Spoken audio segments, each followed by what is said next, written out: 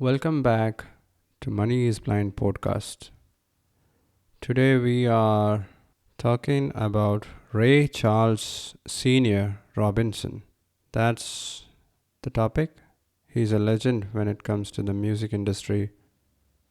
And as you might have guessed, he was blinded in his childhood days, probably due to glaucoma.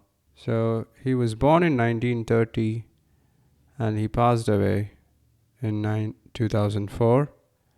He was a US musician and he has won multiple awards. So, in the 1960s, some of his albums hit the Billboard Top 100 and some of them stayed in the number one position for many years.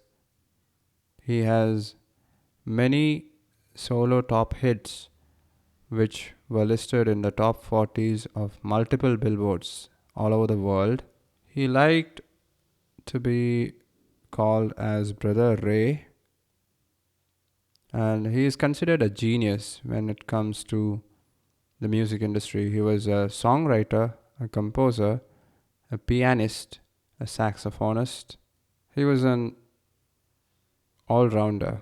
In this podcast, I have already talked about why blind persons should pursue music, because we don't need our eyesight to listen to music and to enjoy it. I would rather I would rather want you guys to create music instead of enjoying music. Create music so that others can enjoy, so that others can get value from you. And that's what Mr. Ray Charles did. And that's why I'm talking about him in this episode. So, just before recording this podcast, I asked Alexa about some of the famous blind persons, and the top three names were Helen Keller, Stevie Wonder, and Ray Charles. And two of them, both Stevie Wonder and Ray Charles, became famous because of their contribution to the music industry. He has worked in multiple genres, including rhythms, blues, hip hops, modern music, gospel, country music. The list is exhaustive, and I am reading this from his Wikipedia page. He had a lifelong partnership and relationship with Quincy Jones. I hope you guys know him. Frank Sinatra has called Ray Charles the only true genius in show business. But Charles has downplayed this idea, and another lady has said that Ray Charles is more precious than Elvis Presley. He has received multiple honors, including the Kennedy Center Honors, the National Medal of Arts, and the Pollard Music Prize. He was one of the inaugural inductees of the Rock and Roll Hall of Fame. And this genius, he has won 18 Grammy Awards. He has also won the Grammy Lifetime Achievement Award. Oh my god, how did I have never heard about him? So, if you are learning about Ray Charles for the first time, I'm with you guys because I just want to be like a reporter, because I myself want to get some inspiration. And in the first paragraph itself, I have hit the level of inspiration that needs to make me going to continue what I am doing. I hope the story of Ray Charles inspires you as well. Rolling Stones has ranked Charles number 10 on their list of 100 greatest artists of all time, and number 2 on their list of the 100 greatest singers of all time. So he appears twice in the Rolling Stones magazine. In 2022, that is last year, he was inducted into the Country Music Hall of Fame as well as the Black Music and Entertainment Walk of Fame. He was born in 1930 in Georgia, United States. He was the son of a laborer and a laundress. His early life story is highly dramatical. I must say, we can make a movie out of his early life because of the tragedy that his mother and his father and his whole family had to go through.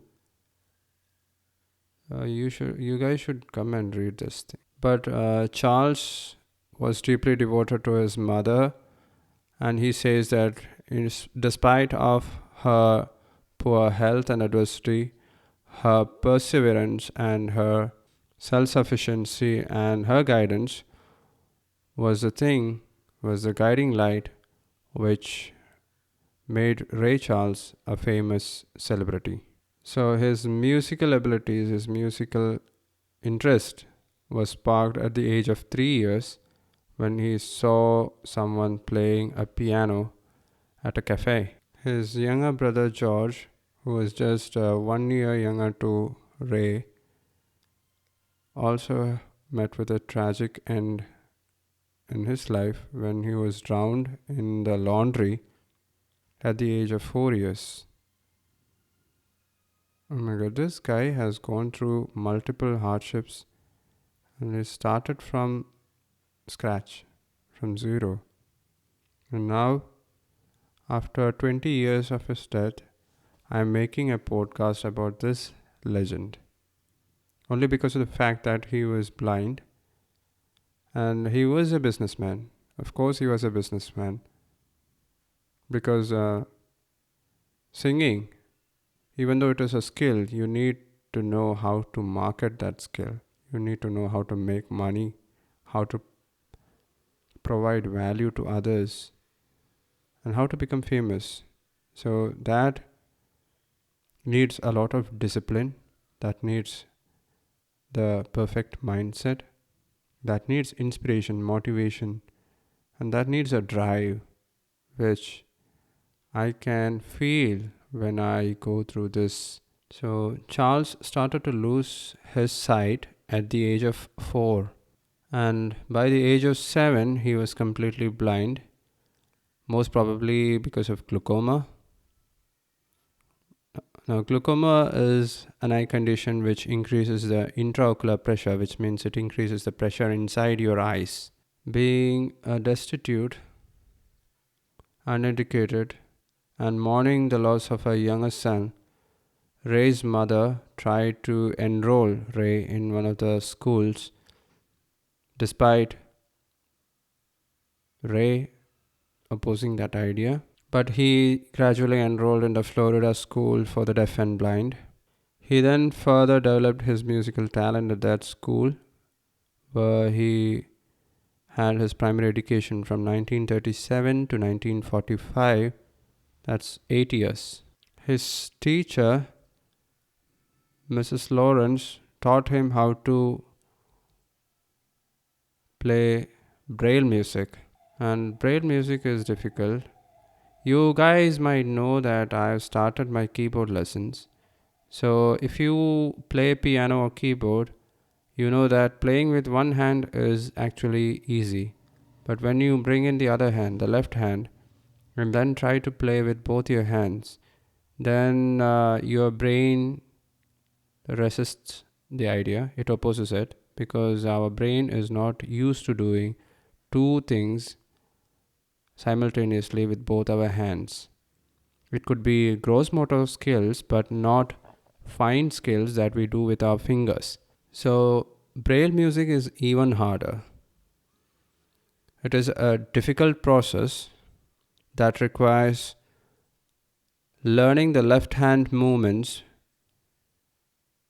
by reading Braille with the right hand and then learning the right hand movement by reading Braille with the left hand. Then combining the two parts. That's how you read Braille music. So if you have seen those funny looking symbols and sheet music, that's called sheet music, so many lines and some symbols in it, that's how music is written. That is the language of music. But being blind, Ray was not able to do that, so he had to learn Braille, which he did at school. And using Braille, he learned music. So you can wonder how he might have learned piano. His mother died at the age of when he was 14 in 1945, and that was a shock for him. He later says that the death of his mother and his younger brother were the two tragedies in his life. He stopped his education at school after the death of his mother. After leaving school, he moved to Jacksonville. He then played piano for some bands there in a theater for over a year. He used to earn $4 a night. That's roughly $41 right now. He joined American Federation of Musicians in hoping that it would get him work. He used to use the community piano there because he didn't have one at home, and he used to copy other musicians who played there. He then slowly started to build his reputation as a talented musician, but the jobs were not coming. So at the age of 16, he again moved to Orlando, where he lived in borderline poverty and lived without food for many days. It was difficult to find musicians to find work because of the Second World War had just ended. He then tried to write songs for a music band, and in 1947 he auditioned to play piano for Lucky Melinder in his band. He has then worked as a pianist and had another job in the daytime. He started recording his songs in Tampa. So he has always played piano for other persons, but he always wanted to make his own band, and that's why he moved to New York City. In 1949, his band recorded Confession Blues, which became his first national hit, soaring to the second place in the national Billboard. I should listen to this song. And from there, he took on. His Wikipedia page is something that you should definitely go read if you need inspiration or motivation. Because when I tried to do this podcast, today's episode, I was not sure whether it was the right move or not. But now, I am inspired. I am completely geared up. I know I am in the right track, and so should you be. If a black person could do it, being blind, to build a successful band as a businessman, as a singer, and then the struggles that I mentioned, we can't even imagine such struggles in the current times, can you? But every time you face a challenge, just consider it as a stepping stone to your success. Step over it, jump over it, move over it, and then keep moving forward. That's how you become successful. And this man, this genius, he had all the skills to become famous and wealthy, and he did.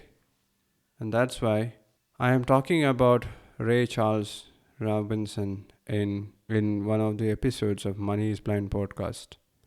So I just have one more thing to tell you. Money is blind. I will talk to you guys in a later episode. Bye for now. Take care. Bye bye.